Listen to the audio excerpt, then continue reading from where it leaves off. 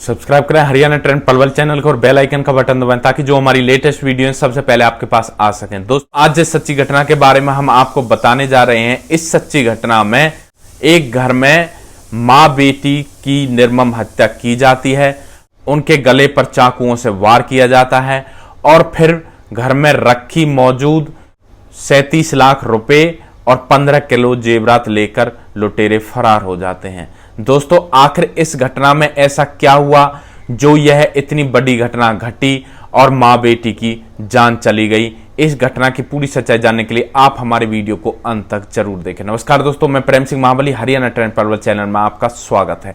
दोस्तों, यह जो आज की घटना है, यह राजस्थान के कोटा की घटना है। दोस्तों, राजस्थान के कोटा में भीमगंज इलाके थाने की यह घटना है। यहां पर एक परिवार में राजेंद्र उर्फ विजय नाम का व्यक्ति रहा करता था और उसके घर में उसकी पत्नी गायत्री और उसकी बेटी पलक। गायत्री की उम्र करीब 45 साल थी और बेटी पलक की उम्र करीब 19 साल थी और उसके पिता चांदमल उस घर में रहा करते थे। दोस्तों, राजेंद्र उर्फ विजय की अपनी ज्वेलरी की दुकान थी। वह ज्वेलरी की दुकान पर काम किया करता था, उसकी अपनी दुकान थी और परिवार का गुजारा अच्छे से चल रहा होता है। परिवार में कोई भी कैसी भी दिक्कत नहीं होती है और समय अच्छे से गुजर रहा होता है। जो राजेंद्र उर्फ विजय के पिता थे चांदमल, उनकी एक आदत थी कि वे डेली सुबह सुबह 8 बजे मंदिर पूजा के लिए जाया करते थे और राजेंद्र अपनी दुकान पर आ जाया करता था और घर पर पलक और उसकी मां गायत्री दोनों ही रह जाते थे। तभी क्या होता है कि जो उनके दुकान का पुराना नौकर, जिसका नाम मस्तराम होता है, वह लूट के इरादे से एक प्लान बनाता है कि जब घर पर कोई नहीं होगा तो वह उनके घर में लूटपाट करेगा। तो इसके चलते एक दिन जब चांदमल पूजा करने के लिए मंदिर गया था और राजेंद्र अपनी ज्वेलरी शॉप पर आ गया था, तो उसके घर पर उसकी पत्नी गायत्री और उसकी बेटी पलक ही रह जाते हैं। तो वह नौकर मस्तराम उनके घर पर जाता है और जैसे ही वह घर के अंदर प्रवेश करता है तो उसे गायत्री मिलती है, जो राजेंद्र की पत्नी थी। तो वह गायत्री से पूछता है कि आंटी अंकल कहां गए? तो इस पर गायत्री उसको जवाब देती है कि वो तो दुकान पर गए हैं। दोस्तों, इसके पश्चात उसने अपने पीछे एक सरिया छिपा रखा था और उसके साथ उसका दोस्त भी था। दोस्तों, वे तुरंत ही सरिये से उस गायत्री के सर पर वार करते हैं और सर पर वार करने की वजह से गायत्री चिल्लाती है और बेहोश हो जाती है। तभी वे एक चाकू लेकर उसके गले पर वार करने लगते हैं। दोस्तों, उसकी चीखने चिल्लाने की आवाज सुनकर उसकी बेटी पलक अपने कमरे से बाहर निकलती है और जैसे ही वह बाहर निकलती है तो वह देखती है कि उसकी मां खून से लथपथ थी। दोस्तों, इसके पश्चात वे उस सरिये से उसकी बेटी पलक के ऊपर भी वार करते हैं और जब वह नीचे गिर जाती है तो चाकुओं से उसकी गर्दन पर वार करते हैं और दोनों को मौत के घाट उतार देते हैं।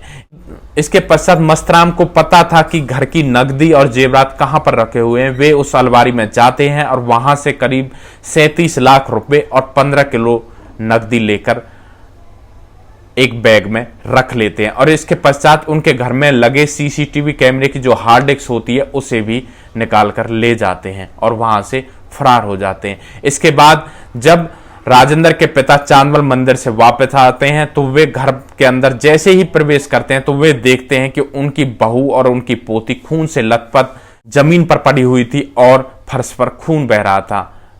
दोस्तों, इसके पश्चात वे जैसे ही ये नजारा देखते हैं तो वे घबरा जाते हैं और तुरंत अपने बेटे के पास फोन करते हैं और इसके पश्चात उनका बेटा घर पर आता है और बेटा भी हैरान हो जाता है। यह सब देखकर उसके पैरों तले जमीन खिसक जाती है। इसके पश्चात इसकी सूचना पुलिस को दी जाती है। पुलिस मौके पर ही आ जाती है और फॉरेंसिक लैब से भी जांच करने के लिए आते हैं और स्क्वाड डॉग टीम को भी बुलाया जाता है। फॉरेंसिक टीम के द्वारा कुछ सैंपल कलेक्ट किए जाते हैं, लेकिन उनसे भी पुलिस के हाथ कोई सुराग नहीं लगता है। अब पुलिस परेशान थी कि आखिर इस घटना को अंजाम किसने दिया। दोस्तों, इसके पश्चात जो वहां के आईजी हैं, जो कोटा आईजी हैं विपिन पांडे, वे भी परेशान थे कि आखिर ऐसी घटना को अंजाम किसने दिया। तो वे इसके लिए एक टीम तैयार करते हैं और पूरी टीम को इस मामले पर लगा देते हैं। दोस्तों, इधर घर वालों का रो रो कर बुरा हाल था।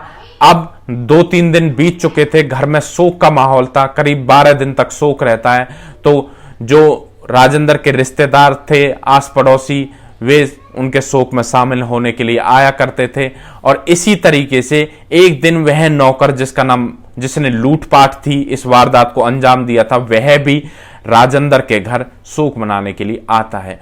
दोस्तों जैसे ही वो आता है तो पुलिस उनके घर पर निगरानी पर थी, तो पुलिस को उस नौकर के हाव भाव देखकर उस पर थोड़ा सा शक होता है। जैसे इस बारे में पूछताछ करते कि यह कौन है, तो विजय बताता है कि यह उनका पुराना नौकर है।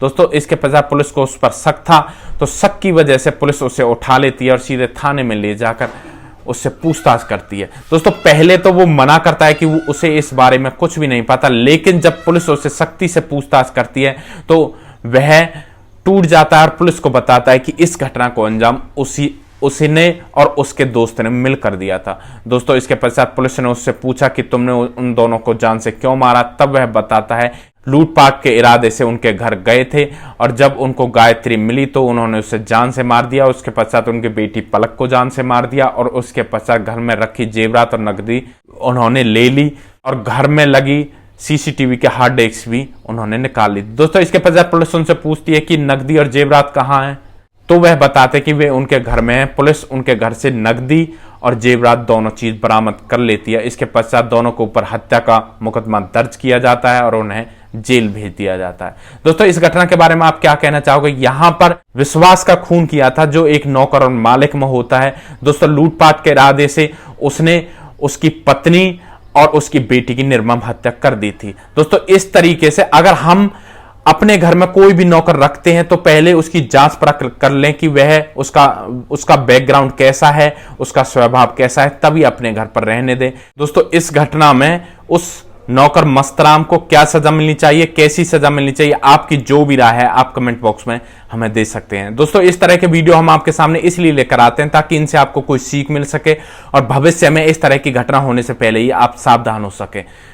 अगर आप लोगों को हमारे वीडियोस अच्छे लग रहे हैं तो हमारे वीडियोस को ज्यादा से ज्यादा शेयर करें। जो यूट्यूब पर हमारा चैनल है हरियाणा ट्रेंड पलवल के नाम से, उसे भी सब्सक्राइब करें। और दोस्तों फेसबुक पर भी हमारा पेज बना हुआ है हरियाणा ट्रेंड पलवल के नाम से, आप फेसबुक पर भी जाकर हमारे पेज को फॉलो करें। दोस्तों नेक्स्ट वीडियो में एक ऐसी सच्ची घटना के साथ, एक ऐसी लेटेस्ट न्यूज के साथ आपके सामने फिर से हाजिर होंगे। तब तक के लिए आप सुरक्षित रहें, सावधान रहें, रिश्तों की अहमियत को समझें, परिवार का ध्यान रखें, बच्चों का ध्यान रखें। जय हिंद, जय भारत।